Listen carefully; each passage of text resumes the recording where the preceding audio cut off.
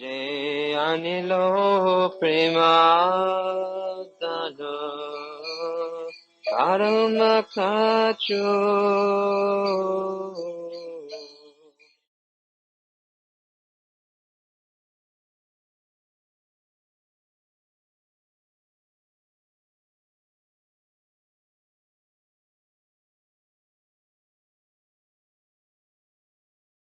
Jananjana Salakaya Chaksulomilitam Jena Tasmai Sri Gurave Namaha Sri Chaitanya Manubhistam Stapitam Jena Bhuttale Swayam Rupa Kadamayam Dadati Swapandantikam Om Namo Bhagavate Vasudevaya Om Namo Bhagavate Vasudevaya. Om Namo Bhagavate Vasudevaya Om Namo Bhagavate Vasudevaya. Om Namo Bhagavate Vasudevaya Om Namo Bhagavate Vasudevaya.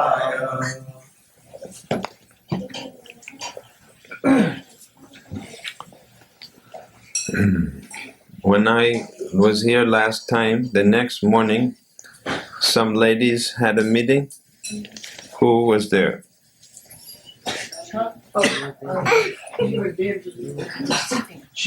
Only two ladies, huh? What subject did they discuss that morning? Do you remember? Tulsi. Was it a nice meeting? I also heard from our ladies, they enjoyed it very much. They were eager to again visit with you. So,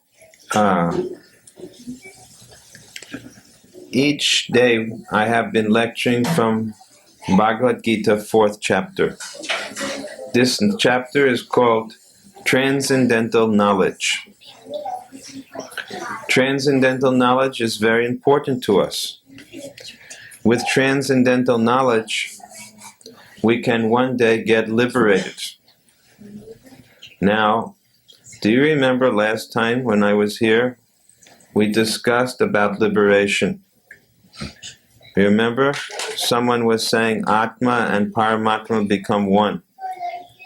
Who was that? Anyway, he's not here today. Maybe he became one with the Paramatma.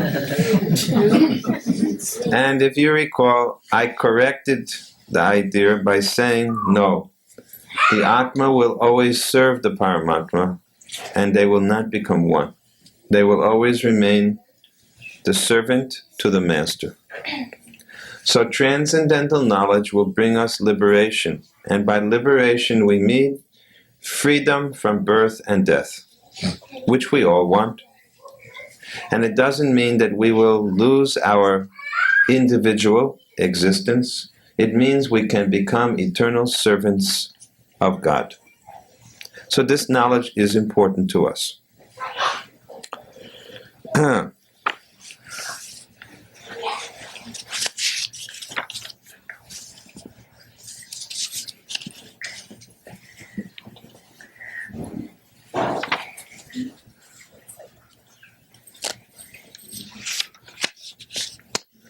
We are going to begin with text 14.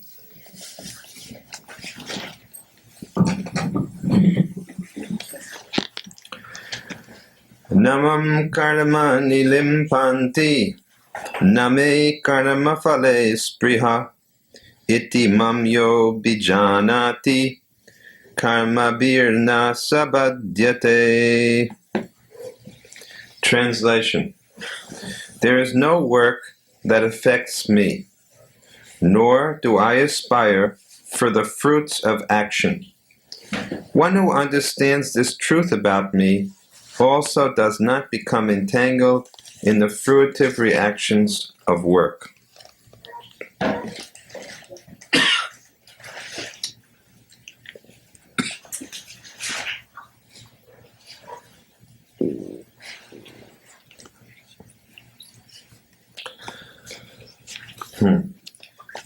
We are hearing now about actions and reactions, karma.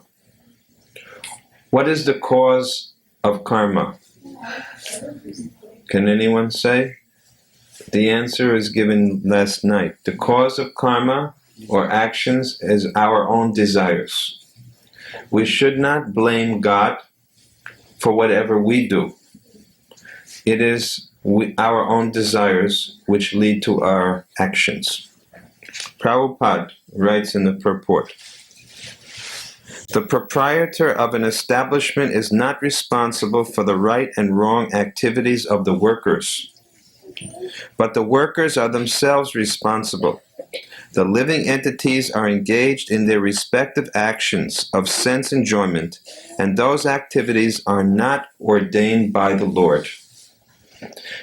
Sometimes people blame God for their misfortune. But here, Krishna clearly says, don't blame me. You are responsible for your own actions. Prabhupada gives another good example. He says, for example, the rains are not responsible for different types of vegetables that appear on the earth. Although without such rains, there is no possibility of vegetative growth. In other words, the vegetables, how do we know what thing grows from the ground? What determines what grows out of the ground? The kind of seed that is planted. Certainly it requires rain, but after all, it is the seed that determines the nature of what grows. Similarly, it is our desires which determine our actions, although certainly it is Krishna who supplies the material energy to fulfill what we desire. But the action is based on our desire. Whatever, the rain comes on all the seeds, and whatever the kind of seed it is, it may produce a rose or a weed. So the rain is the same for the rose and the wheat, but the determining thing is the seed. So the seed of our desire will determine whether we get good reactions or bad reactions. In any case, Krishna is neutral.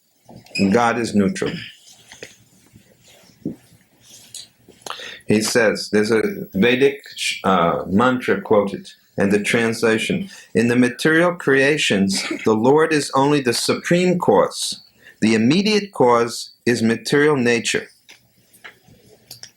Maya dyakshena prakrite, suyate sa characharam, hetunanena konteya, jagat viparivartate. This material energy, Krishna says, is working under my direction, and it is producing all moving and non-moving things.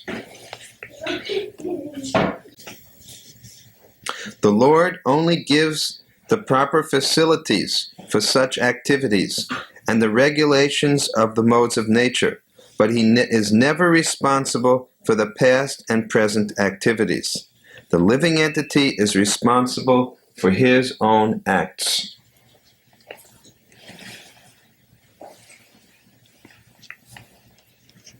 I'm going to read a number of verses, so you will just carry on remembering each point, and you'll see what it leads to. What we're going to hear about is how to get free from karma. Karma doesn't only mean doing your action, your duty. Karma means also the reactions. So Krishna wants to teach Arjuna how to get free from suffering. Why are we suffering? Because we are performing wrongful acts. Why are we suffering? Because we're here in this material world. Now Krishna wants to give transcendental knowledge to us so we can understand the whole system of how action and reactions work. Next text. Evam gnatva kritam karma purvaya api mumukshubhi. Kuru karma eva tasmatvam purvai purvataram kritam. All the liberated souls in ancient times acted with this understanding of my transcendental nature. Therefore, you should perform your duty following in their footsteps.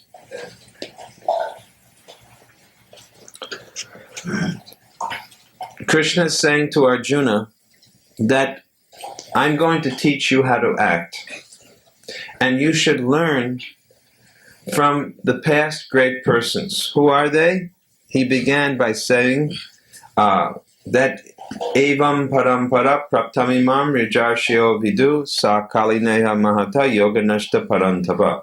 And imam vivashvate yogam praktavam ahamaviyam vivasvan manave vivasvan, what is that? Vivasvan manave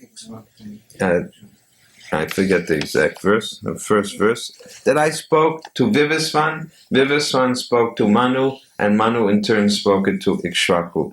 So now he's saying all the liberated souls in the ancient times did this. He's referring to these persons.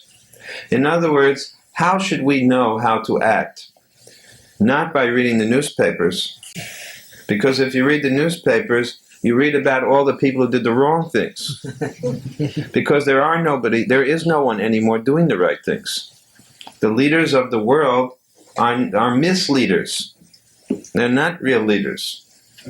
You see? They don't know what Dharma is. Where is Lord Ramchandra? Where is Janak Maharaj? Where are such persons to be found today? We can't find them. Rather, the government is led by a leader who normally, Prabhupada says, many dogs get together and whichever dog barks the loudest becomes the leader.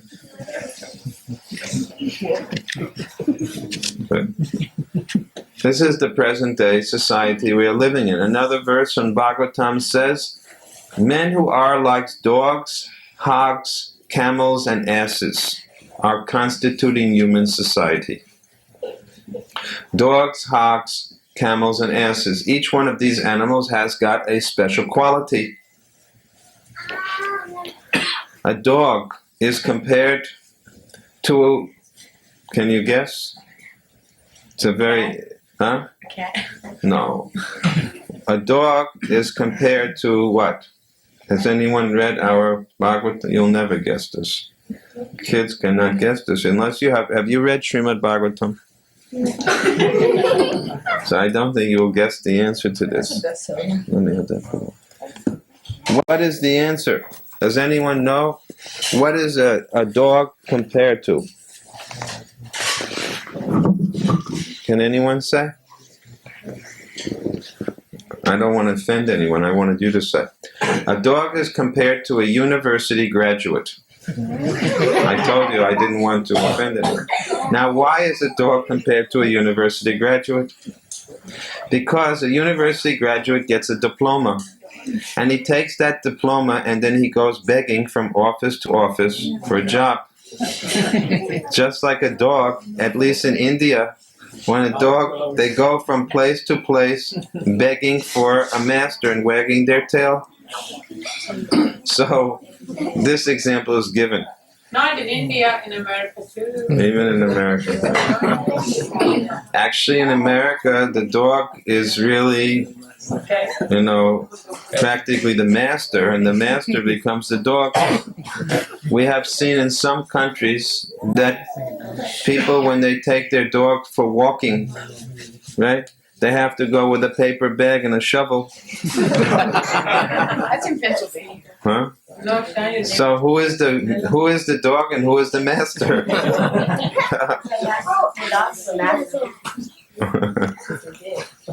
So this is the situation.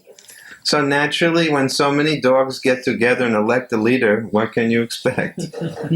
So when it says here that all the liberate, here Krishna is trying to encourage Arjuna that you should follow the example of great souls. Mahajana yena gata sapanta.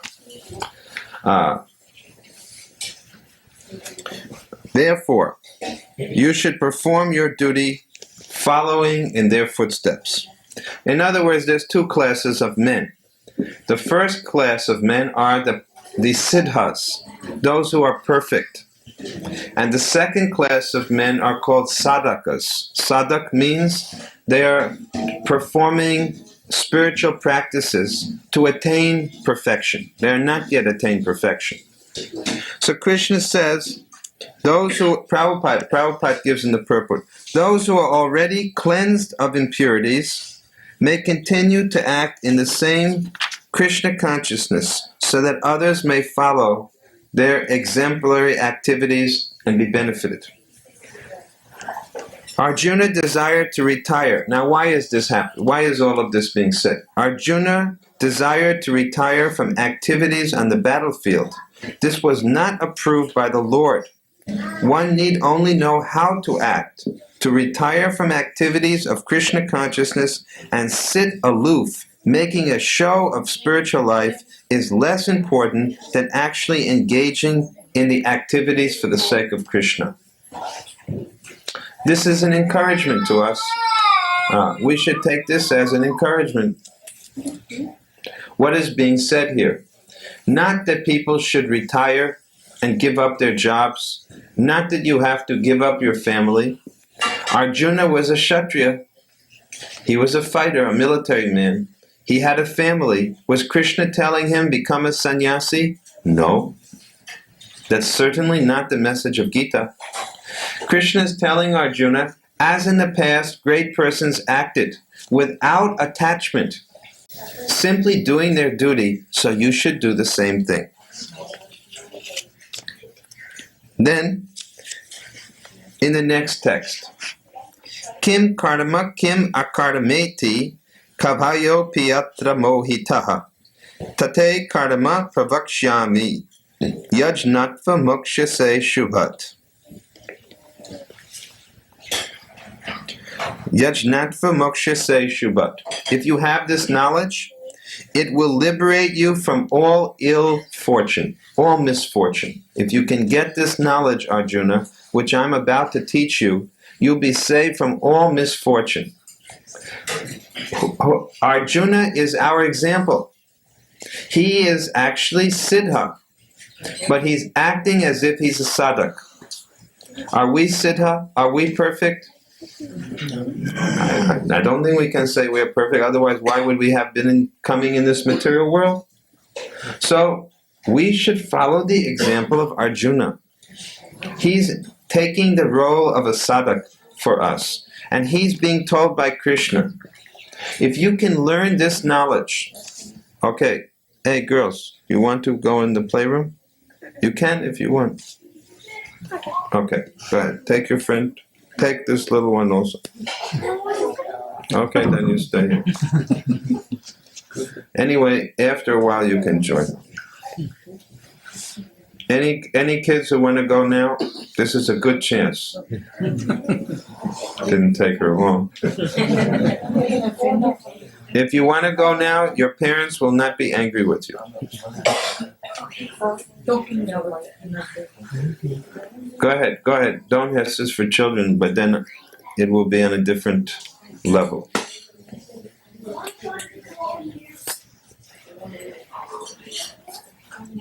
Okay. Please listen now. Try to hear. Even the intelligent are bewildered in determining what is action and what is inaction. Now I shall explain to you what action is, knowing which you shall be liberated from all misfortunes. This is discouraging blind following. Sometimes people ask, is religion based on blind faith? Not this religion. If you want a religion that's based on blind faith, then there are many religions in the world to follow, but not our Vedic Sanatan Dharma. Because look what Krishna says here. Even the intelligent are going to find this subject difficult. So what hope is there for us, you may ask, right?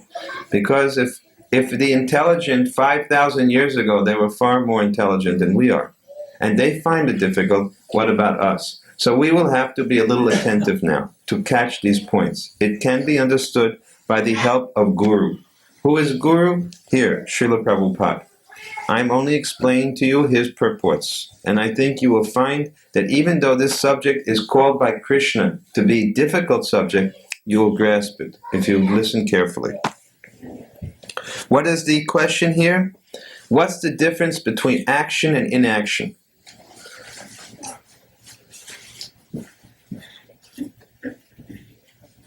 Okay. He is not a child. You had permission to go, but don't disturb him. Now, everybody who's listening, please listen carefully. We're going to talk about action and inaction. Action means the soul is active. This is the question we're going to find out about. When we talk about action, who is acting? Is it the soul or the body? I'm not asking you to answer the question, but I'm showing you what the issue is that's being discussed. Is it the soul that is acting, or is it the body that is acting and the soul is not acting? This question has to be understood. Because who are we, the body or the soul? We're the soul. Is the body our real self? No, it's only clothing. Now, the point that Krishna is making is that for most people, their soul is not active, it's only their body that's acting. Which means that their whole life is more or less wasted. If your whole life is simply on a basis of the body, or like we give the example of the body is the car, and the soul is the passenger in the car, the passenger should tell the car where it wants to go. The car should not tell the passenger, I'm going to take you here.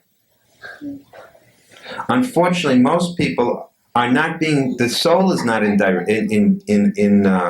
charge, in command. It's the body that's in command. The senses, the mind that are in command, not the soul.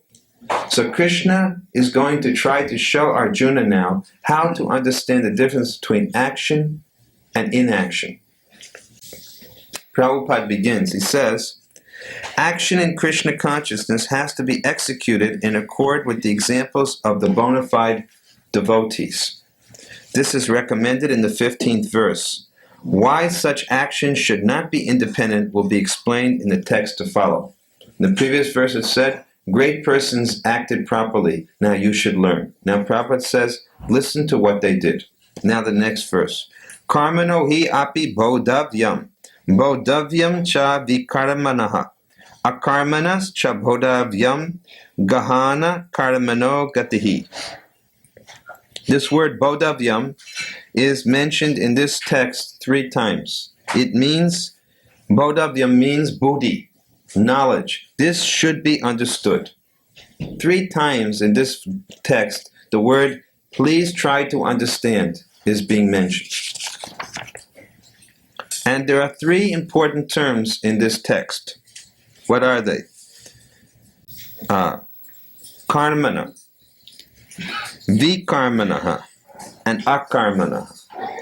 3 terms. Karma, vikarma, and akarma. These have to be now understood. What is the translation? The intricacies of action are very hard to understand. Therefore, one should know properly what action is, what forbidden action is, and what inaction is. So it's a difficult subject.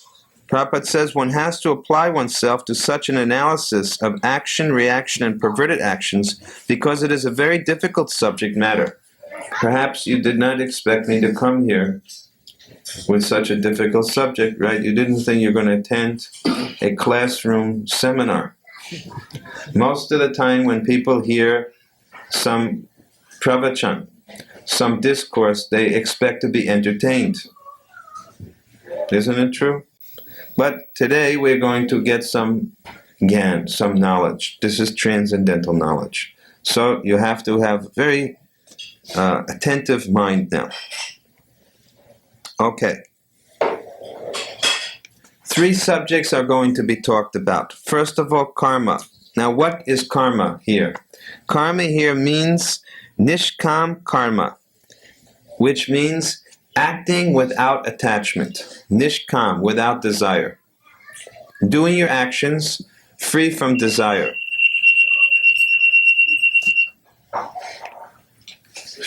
If it's not the child, then it's... This is duty calling. Sakam karma? No, I think it's nishkam. I hope it is nishkam karma. He didn't have a desire for that thing to go up. So niskam means without desire, you do your duty. And that kind of action leads to knowledge. It leads to knowledge. Then, what is akarma? Akarma means it is similar to nishkam karma, but it brings a similar result, knowledge, but it immediately gives the result. Akarma means without any desire, and akarma means actually bhakti. It immediately gives knowledge. It will give knowledge immediately. It is very similar, karma here and akarma.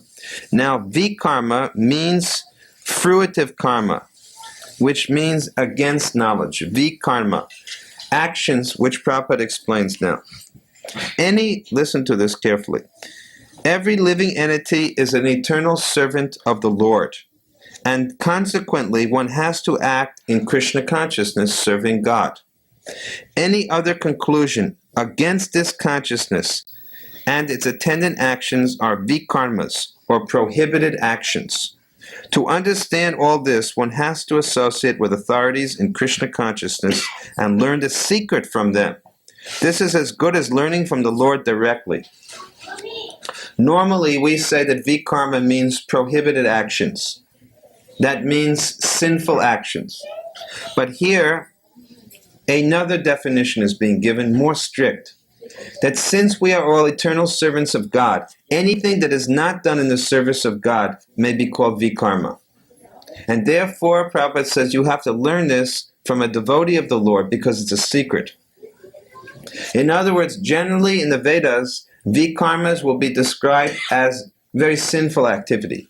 But here, because this is a bhakti shastra, this is a part of the Vedas which is meant for giving the ultimate upasana, the ultimate transcendental goal, the strictest, highest definition is given of vikarma, which is anything not done for God is prohibited.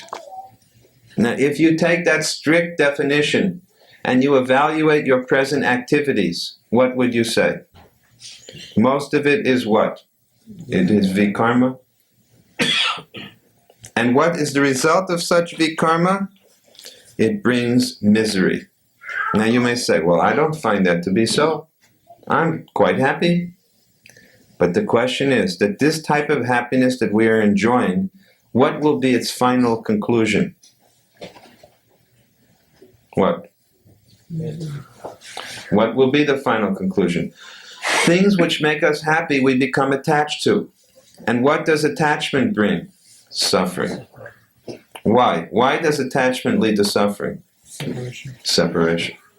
Because sooner or later you get separated from what you're attached to. And then you suffer. That's why, what is the very beginning of, what is the foundation or basis of Bhagavad Gita? Arjuna doesn't want to fight. Why doesn't Arjuna want to fight? Because he's going to have to kill his brothers, his cousin brothers. And he says, I'm too attached to them. I don't want to see them die. I can't be happy. So Krishna is trying to show him, these attachments are going to cause you to suffer so much. They're vikarma. He's trying to bring him from vikarma to karma and eventually to akarma. The highest thing is akarma. Karma means nishkam karma. It's not bad here. Nishkam karma is good, to act without attachment. But there's something higher than acting without attachment, to act with love for God. That's the final teaching of Gita, you see? Next text. Karmani akarma ya pashyet, akarmani cha karmayaha. Sabhudimam manusyeshu sayukta krishna karmakrit. One who sees inaction in action, and action in inaction is intelligent among men. And he is in the transcendental position, although engaged in all sorts of activities. Okay, now this is a little tricky. One who sees inaction in action, and who sees action in inaction. Now, inaction in action means Inaction means that the modes of material nature are not acting. When it says here inaction, it means the modes of material nature, triguna, satagun, rajagun, tamagun, are not acting. What does it mean? They're not giving results. They're not producing fresh karma, fresh reactions. Those who see such inaction in action are in knowledge. So what kind of activities will not make the modes of nature work? Actions which are done for the service of God. Understand? When you serve God, it produces no material reaction. That's why sometimes people don't feel inspired to do it. They say, what is the use? I see that people who are serving God, they don't get rich very often. They don't, it doesn't give anything material. Why do it? Then the next point, action in inaction. Someone may say, Gyanis will say, I don't want to get involved. They try to stay aloof, right? Because they're afraid as soon as I enter into the world, what happens? I get caught up in this karma chakra, in this wheel of karma. Action, reaction, new action, another reaction. And it gets bigger and bigger. It expands like a snowball rolling down a hill. It adds, gets snowballs. I don't want that to happen to me. Krishna says here that persons who are like that, actually they're going to get action. Action here means they're going to get the modes of material nature are going to start moving with these people. Therefore, he says, you can't be a sannyasi by lighting no fire and performing no work. You can't be a sannyasi, Arjuna, by just saying, I'm going to give up fighting. Because that's Arjuna's proposal. Arjuna's proposal is, I don't want to fight. I'm going to renounce. I'm going to go away. I'll go to the Himalayas and meditate. Krishna says, you won't stop the modes of material nature. You will not stop the modes of material nature from reacting by doing this. You have to learn the proper way to do your action, which gives you no reaction. Now, I hope you can see the relevance to all of this. No one here wants to suffer. I mean, ultimately, why did you come to this meeting? You could have gotten more entertainment by watching television. You could have gotten more entertainment by going to some show or something or movie.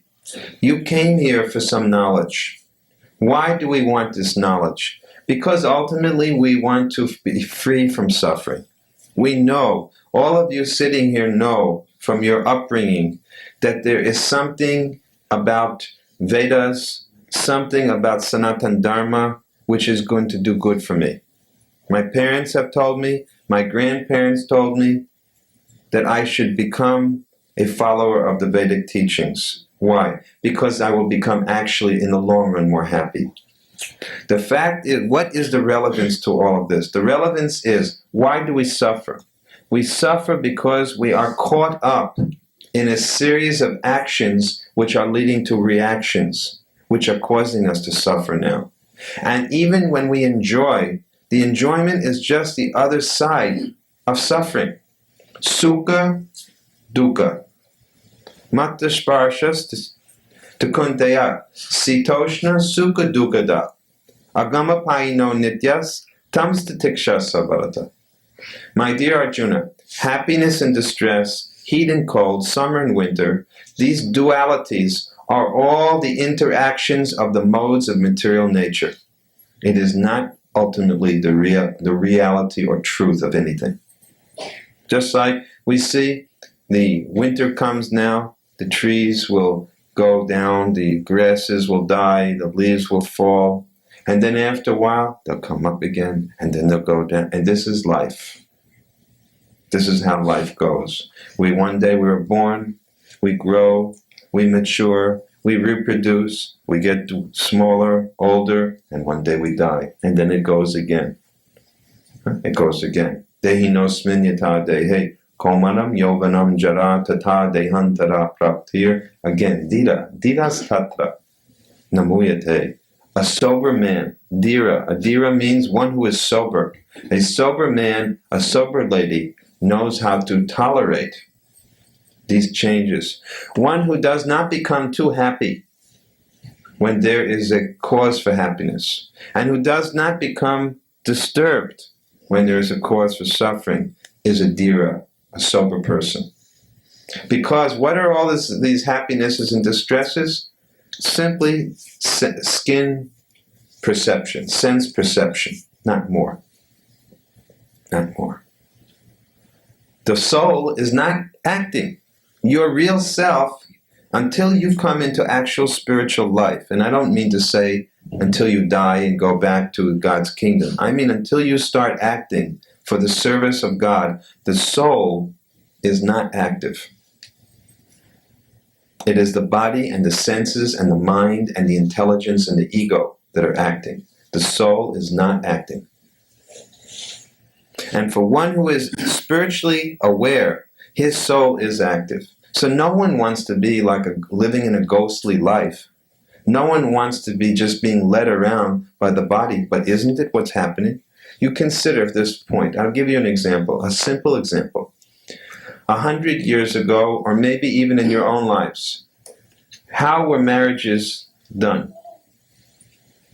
How did a man and a woman get married? Arranged marriage. Now, how does a man and woman get married? Huh? Love, all right. In nightclubs. Huh? In the nightclubs. In the nightclub, right. Okay, so what does it mean? It means I like your body, you like my body. Right?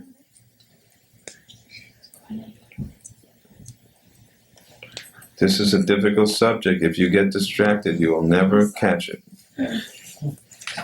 Listen. I want to give you this food, and then afterwards you get the other food.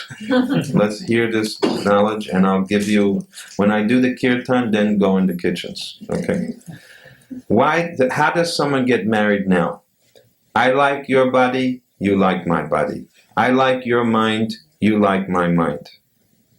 This is how people are attracted. And what happens to the body after a while? I don't like your body anymore. You don't like my body. Let's get it. We'll look for someone else who's more attractive.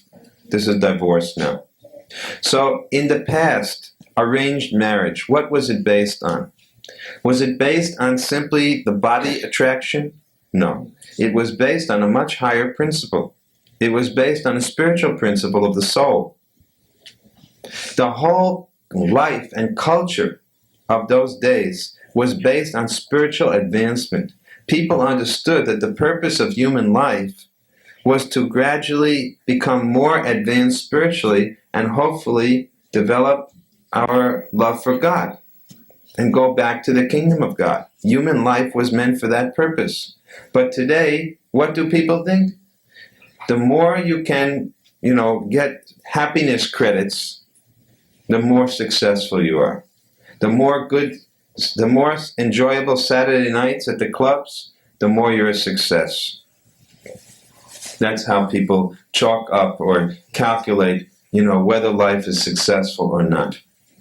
So, such people it is not the soul. Actually, the soul is acting when we act in spiritual life. Those marriages that were made for the purpose of advancing the husband and wife in their spiritual life, that was a spiritual marriage. It was not simple. And just like children, people used to conceive children very carefully. Actually, they would pick the day for an auspicious day. It wasn't only that someone got born by accident. Now people don't know when the woman will become pregnant. It is a question of good fortune. But in the old days, there was Garbhadana Samskar. Samskar means purification ceremony. It's not just that we do the purification at the time of birth. Now there are ceremonies, right, that you're supposed to perform when the child is born. Of course, most children are born in hospitals, so they don't even bother. But there used to be ceremony at the time of birth, ceremony, hair cutting ceremony, right? Feeding the grain first time, eating grains, right? So many different ceremonies. But the first ceremony began what? At the time when the baby was conceived. And what were you praying for at that time? That this child will be a great saintly person. Yeah, everyone prayed like this.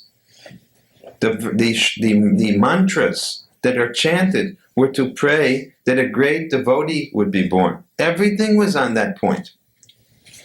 So this is being explained here. Prabhupada says, a person acting in Krishna consciousness is naturally free from the bonds of karma. His activities are all performed for Krishna. Therefore, he does not enjoy or suffer any of the effects of work. Consequently, he is intelligent in human society, even though he is engaged in all sorts of activities for Krishna. Akarma means without reaction to work.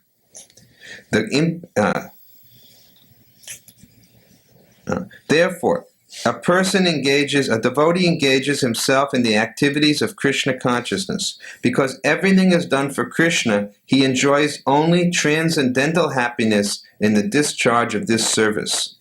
Those who engage in this process are known to be without desire for personal sense gratification. The sense of eternal servitorship to Krishna makes one immune to all sorts of reactionary elements of work.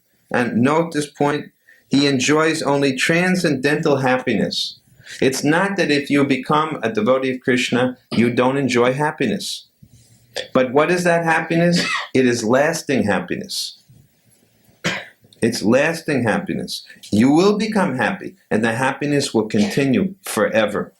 Even what? Even after death. Now, going to a nightclub, seeing a good movie, having a good dinner in a restaurant, having a nice child who gets a PhD degree, do you take any of having a good bank balance, having a Lexus car, can you take any of these things with you when you die? So how long does that happiness last? If you say, well, it's really a good thing, how long? Wouldn't it be better to get happiness which goes on even after death? Now, if you say, I don't know what happens after death, but we can say, we who have tried to both things, right? We're giving our own experience, that we tried to be happy without Krishna consciousness, and now we are being happy in Krishna consciousness, and we find this happiness so much more. Because one thing about it, there's no suffering.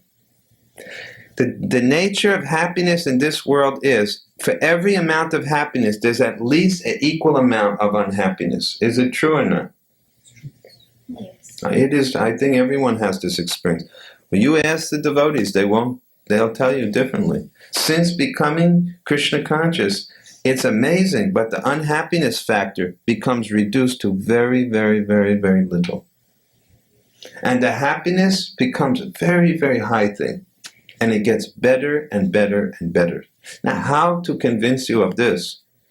It's hard to say, except that we will try. We are going to build now in Houston a very beautiful temple complex. And it will include guest rooms, which will be better than any Motel Patel's guest rooms. So it will be very nice guest rooms. We're building 8 of them, full with private bath and everything. Why? Simply to encourage you to come with family and stay there on the weekend. If you get a weekend off, you come there. And for one weekend, we're going to build a whole complex there. You just experience Krishna consciousness and see for yourself. You make a test. That way you don't have to, Chanaka Pandit says you don't take up one foot until the other foot is firmly planted. So I'm not saying to you give up anything. I don't say you give up, but you make an experiment. You make this experiment. You try Krishna consciousness even for a weekend and say, it is not so difficult. It's quite nice. And find things that you can take home with you in terms of sadhana, in terms of the practicing that you can do in your own home. And gradually you have to Krishna-ize everything. Krishna-ize everything means to learn to connect things with Krishna. Our Guru Maharaj used to say, you don't have to give up anything. You have to just add Krishna to the formula. You don't have to give up anything. You just have to learn how to add Krishna to the formula. Here, these men are all family people. They all have their occupations, their businesses. They have their professions. I don't see the ladies in our society also. They have their families. They have their businesses and professions also. They're not giving up anything, but they're connecting it to Krishna. And that makes all the difference. Then they get happy in this world, more happy in this life. The unhappiness becomes very much reduced. And after this lifetime, if you're so much better off, if you have to take another birth in this world, it's in a very high position. And if you're really good and do your Krishna consciousness completely, you go back to the kingdom of God directly. So this is the benefit of Krishna consciousness, which Krishna is trying to teach Arjuna in these verses, and it is so valuable. It is so much valuable. So we will, I think, maybe we should stop here. Did I speak long enough, or you want me to go long? Enough for now? Let us see. Maybe we'll have some questions. This is an intelligent audience tonight, so I will hope for some good questions. Otherwise, I'll have nothing more to say, and it means you're all hungry and you want me to stop. Let us have a few good questions. Ladies may also ask if them, and men. How is a person convinced that the karma that he's doing is nishkam? Or how does he behave? How does he think? I told you we should have gone longer.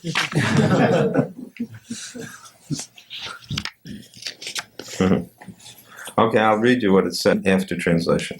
One is understood to be in full knowledge, whose every endeavor is devoid of desire for sense gratification.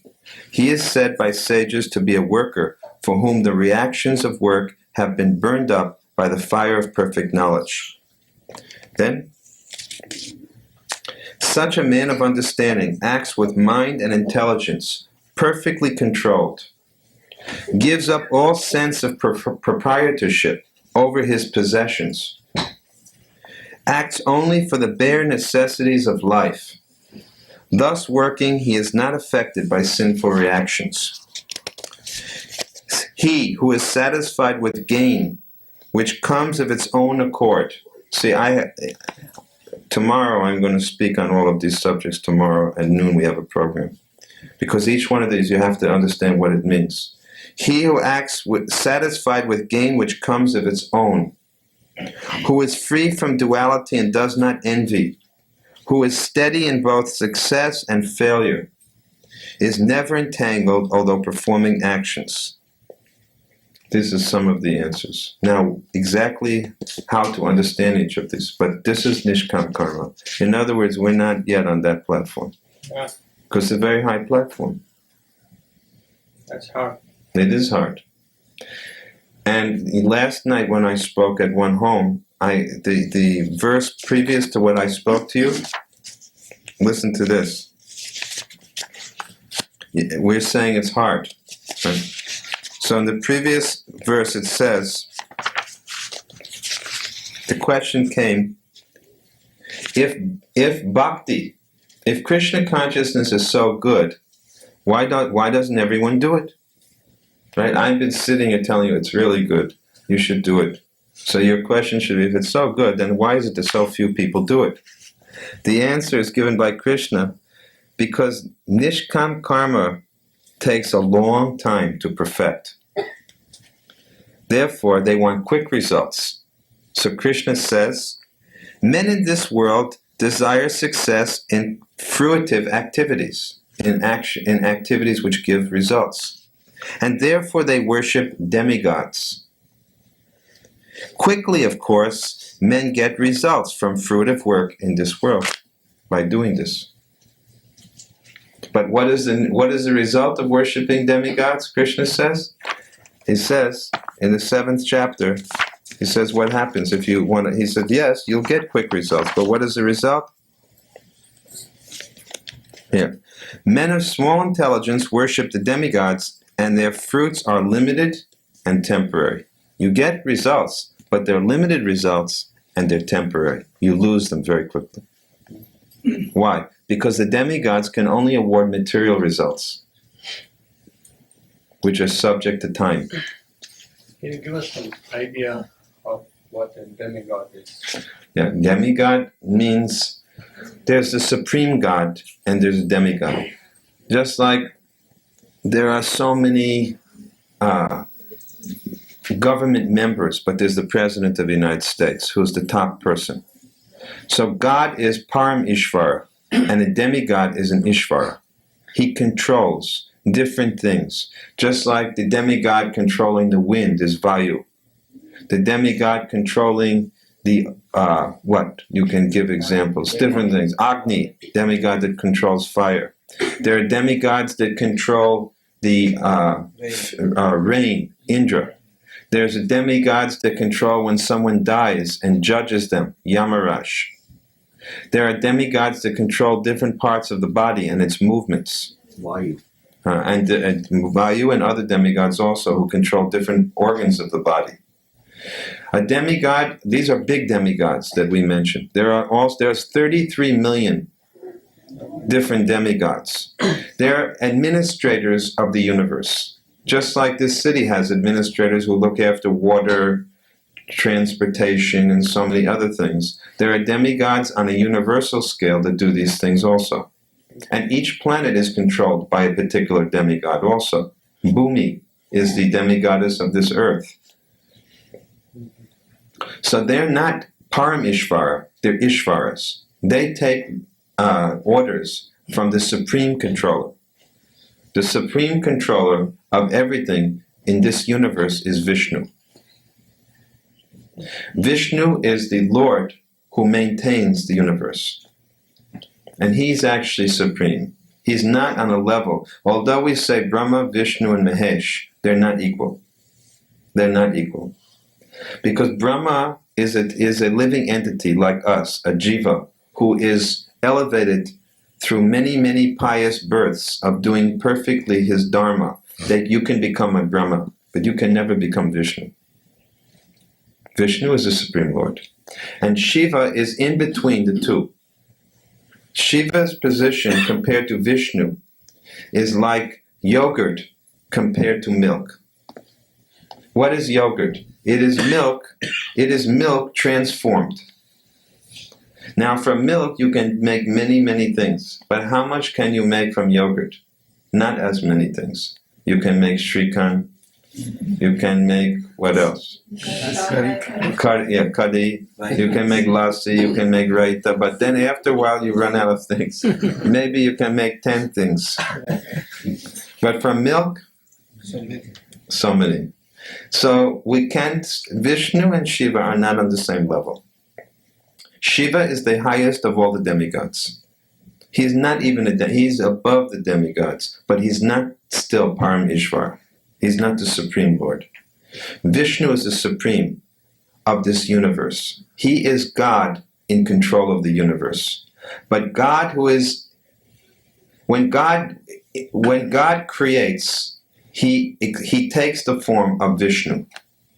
But above the creation of the material world is the spiritual world.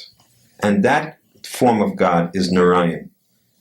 It's the same Lord as Vishnu. But one is doing the work of creation, of the material creation. Vishnu runs everything. But Narayan has no business with this material world. He's the Lord of Vaikuntha, the Lord of Lakshmi, Lakshminath. And the highest of all the planets in the spiritual world, the topmost Narayan, is known as Krishna. Ishvara Parama Krishna, Satchidananda Vigraha, Anadir Adir Govinda, Sarva Karana Karanam. That original Narayan is Krishna. Therefore we worship Krishna. Krishna Stu Bhagavan Swayam. Krishna is Swayam Bhagavan. That's why we worship Krishna. It's not that the Hare Krishnas just have a certain favoritism or sentiment to Krishna. It's because in the Vedic Shastra, if you study it clearly, you'll see the origin of all is Krishna. So this is the difference between God and demigod. You understand that? And the demigods, because they're all persons in this material world, they can only give material results when you pray to them. They die also. Shiva doesn't die, but from Brahma down, they all die.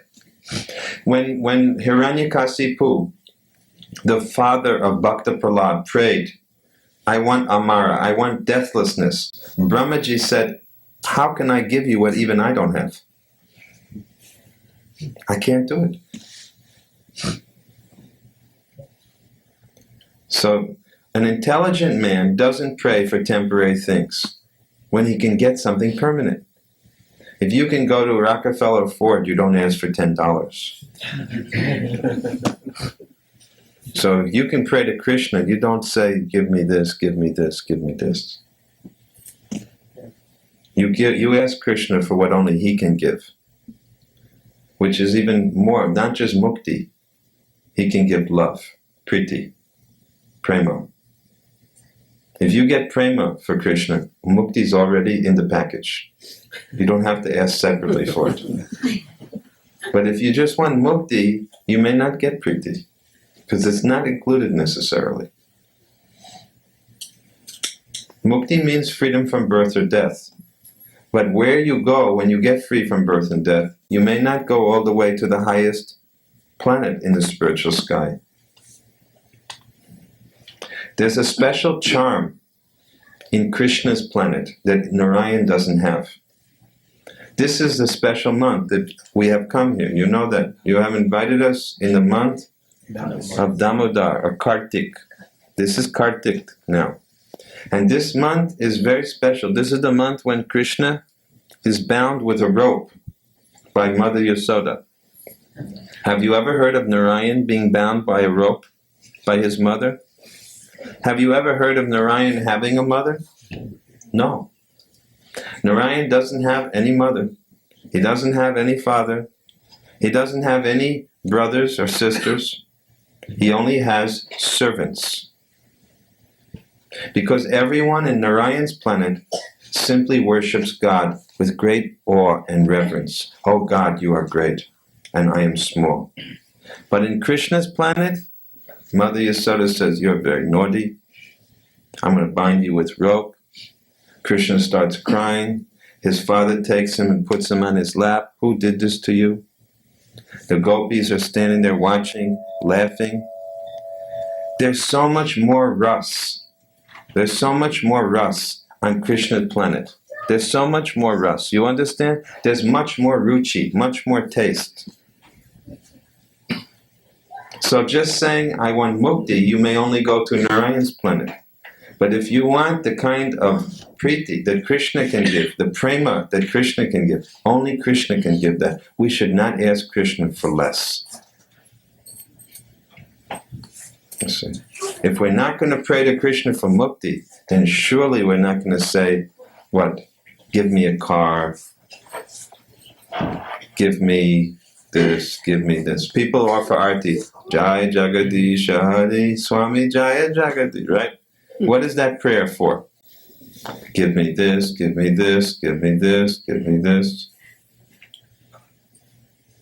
What do we always say? A washing machine, a color TV, Jaya Jagadisha Hari. People are praying, I want this boon and I want that boon.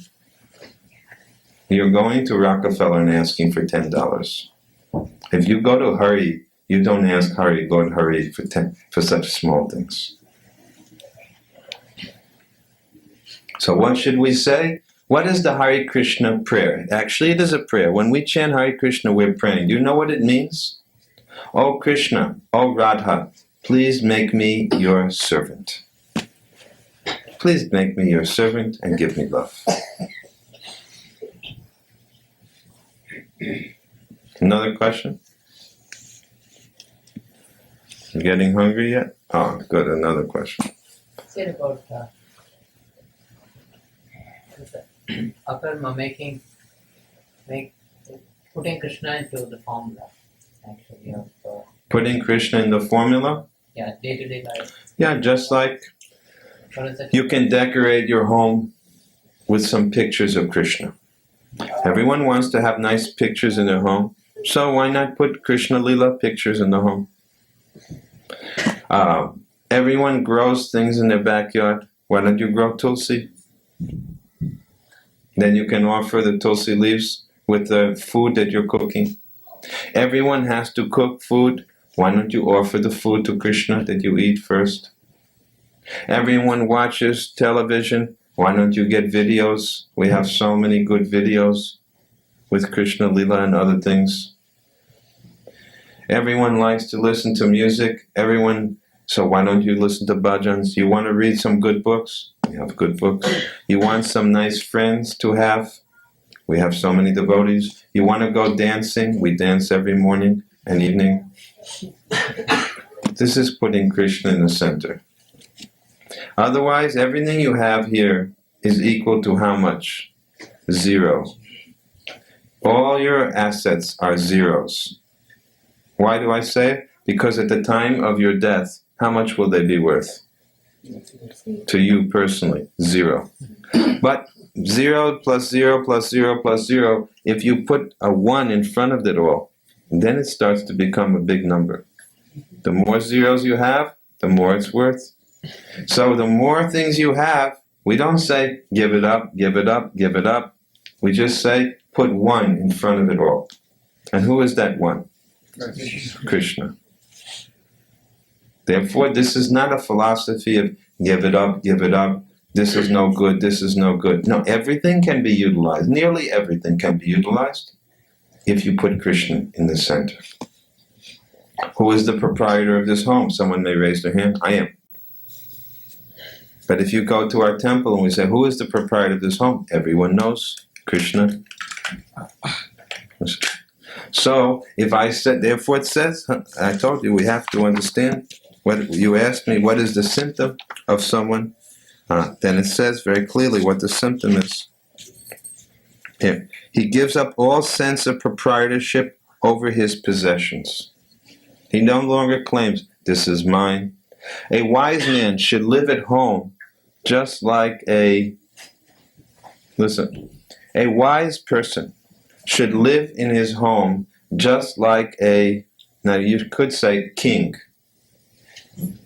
Some people say, right, a man is the king of his home. But what does the Vedas say? What does Chanakya Pandit say? A wise man should live in his home just like a guest. Like a guest. Why?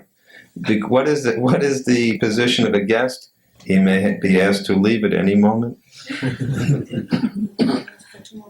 He may be asked to leave at any moment. And isn't that everyone's position? You may say, well, my name is on the deed. But whether it's on the deed or not, you may have to leave at any moment. So it shows that we're not very intelligent. It belongs to bank anyway. Okay. Yes. The banks also close. Banks are also going bankrupt these days in Kali Yuga. So one should see himself or herself as the servant of the Lord, and all one's possessions one should consign to the Lord. Bhaktivedanta Thakur has said, Krishna, you are my father, mother, friend, and everything to me. I consign everything to you. My family, my wife, my children, my home, and all my possessions I offer to you, O Gopinath. And one who has that mood, he's a very happy person. No anxiety at all. That is more than Nishkam Karma. That is Bhakti. Bhakti Yoga. If I may ask this, oftentimes it seems that it's perhaps leads to escapism, if you will. Yeah. That, yes, it does. It could, therefore, if you noticed, Krishna says, he's not suggesting here that you don't act. He's not telling Arjuna to escape by giving up his duties. Escapism means you give up your duties. But Krishna is not telling Arjuna you can give up your duty. He's saying you do your duty, but you should understand the truth behind it. Who's the real proprietor? You do your duty without attachment. An escapist just backs away and says, I don't want to do anything. I'm leaving the world. I'm escaping. We don't let people escape. Krishna's not letting Arjuna. Arjuna wants to escape. What does he want to do? He wants to escape from the battlefield. That's the whole reason Krishna had to speak the Gita, because Arjuna was about to leave. This is not a philosophy of escapism. This is the opposite of that. Rather, I think that people escape all the time. They escape by drinking. They escape by disco dancing. They escape by millions of all kinds of different activities, which just dull their consideration of what their real duties are. Just like I give this lecture tonight. How many people will escape after this lecture? By conveniently forgetting everything I said. Well said.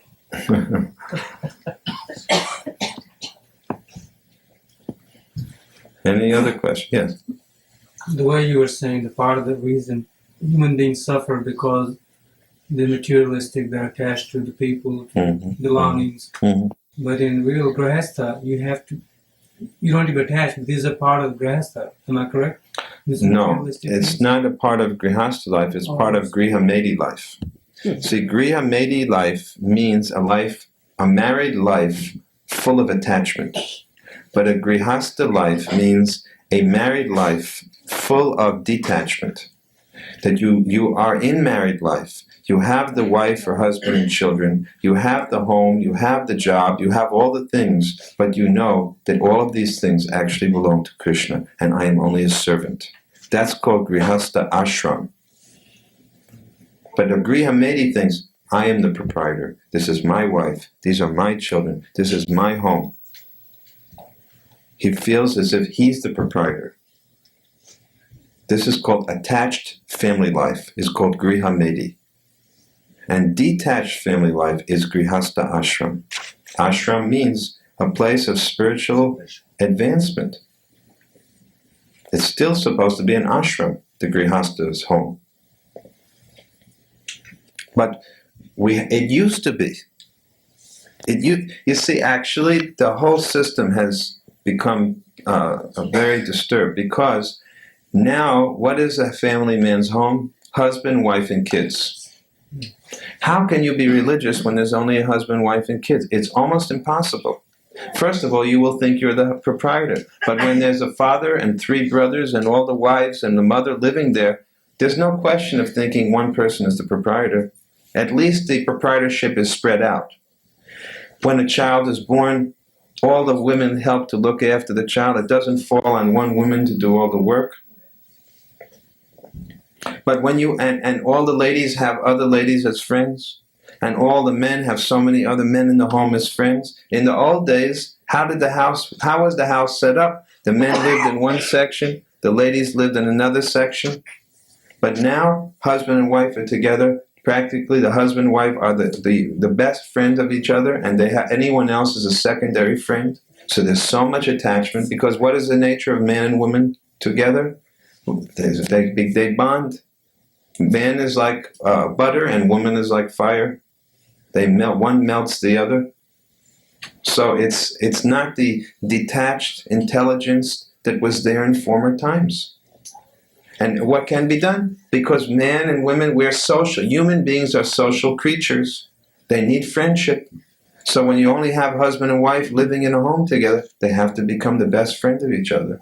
But actually, in the olden days, the ladies had so many friends, the men had so many friends. I mean, you may say, well, we still do, but it's not. It's not at all the same. The French, look at when Ramchandra became married to Sita Devi.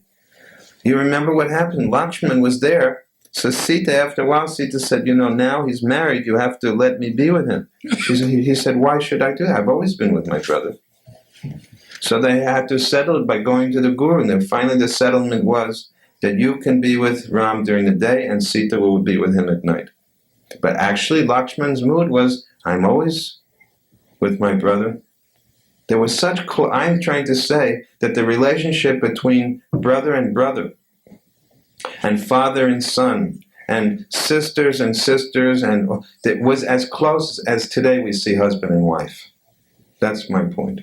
Today, the closest and only close relationship, nobody has the devote. Actually, you still have feelings for your parents because you were brought up with this system. But I can't say what will happen with the next generation. I doubt that they can feel to you the way you could feel to your parents. That's true. Because they're not brought up in this way anymore. So the whole thing is gradually, it's becoming very hard to have a real ashram in the family home. It's no longer an ashram very much. Therefore, what we're going to do, I don't think most people will want to do this, but we're going to do it, is that after we develop our temple community, we will make a grihasta community. We will buy land and build many homes in that area. So even if everybody's not in one home, at least next door neighbors will all be fellow devotees. So all the ladies will have so many good friends right next door, and all the men will have their friends. And so it will be very similar to a village life, just like in India when there was village life. Actually, we have to do, if you don't do this, who can say what the future will be? The future, we know what the future is. Just look at America. There's no doubt what the future is. We just have to look next door and see what the future is. Still in your homes, things are better than what your neighbors are like. But how long is that going to last? Today's children, your own children, are very similar to your neighbor's children. And their children are going to be practically the same, unless you do something about it. The problem is that to do something about it requires it's going to be very hard for you, even though if I give this lecture, and even though you're understanding right now, to really think out the consequences of all that we're saying would require what they call a paradigm shift. Paradigm shift means a paradigm is it's like a cornerstone which holds a whole system together. Now, what we have to do, if you want to change this direction, is that you have to shift the paradigm. You have to completely change it to a different position. And that's a very heavy thing to do. It's not easy, and how many people can do it? Not so many people do it. That's why there's very few devotees. I mean, by devotees, I mean persons who have made such a major commitment. It does look like a major change. It is a major change.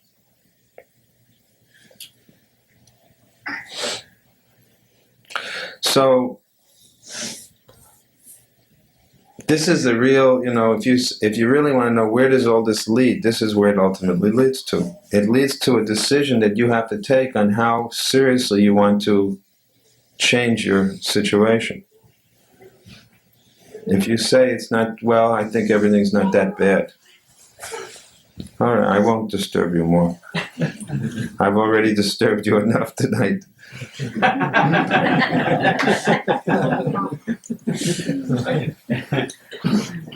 It'll last for a week at least. At least a week. If you were, anyway, you'll have to come to us sometimes also. That's why we make our hotel there, Hare Krishna Hotel, and then you can stay with us. We will bother you. December 4th also. December 4th, we're having a big dinner, so you may like to come at that time, and we will reveal at that evening. It's going to be a big dinner at the Gujarati Samaj Gandhi Center. Yeah, where's the Gujarati Samaj? They have a Gandhi Center. So we're having a very big dinner on the 4th of December, it's a Saturday night, in which we're going to reveal the whole plans that we're about to develop. December 4th of this coming December. We're going to have a full presentation. Hopefully we'll have everything ready, slides and everything of the architect's plans.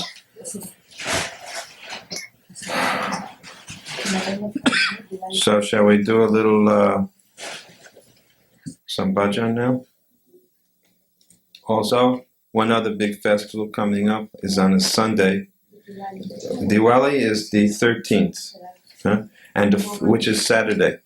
And the 14th, the day after Diwali, is Govardhan Puja, which is Sunday, and we're celebrating it at noontime.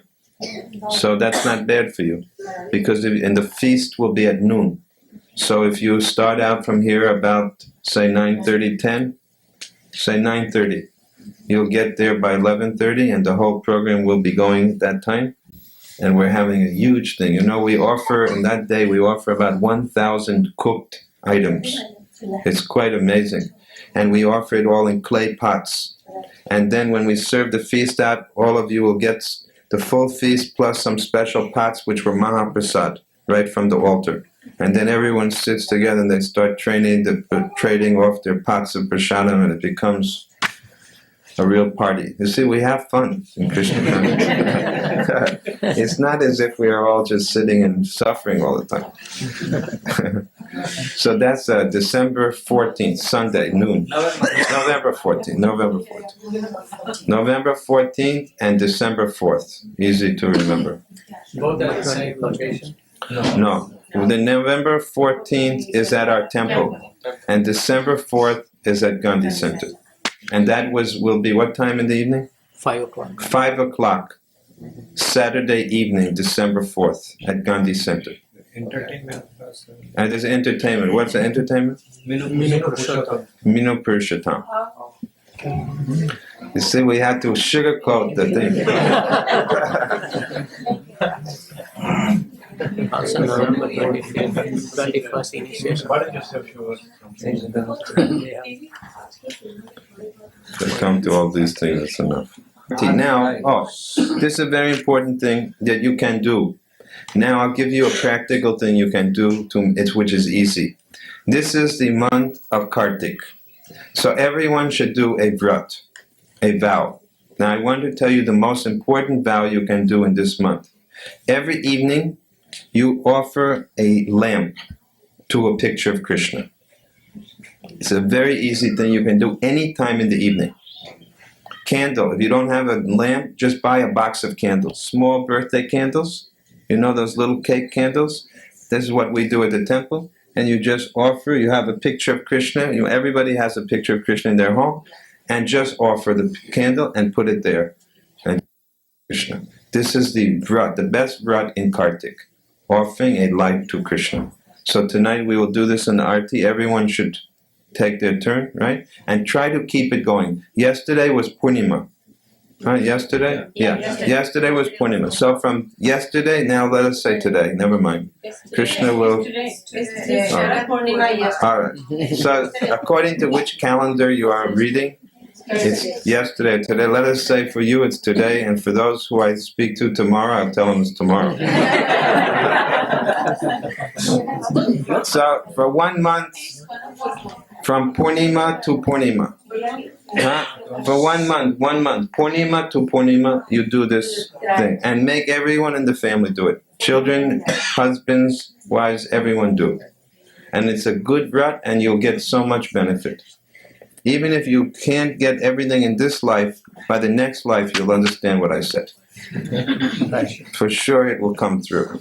Krishna will not forget. Alright? So let us have Arti now.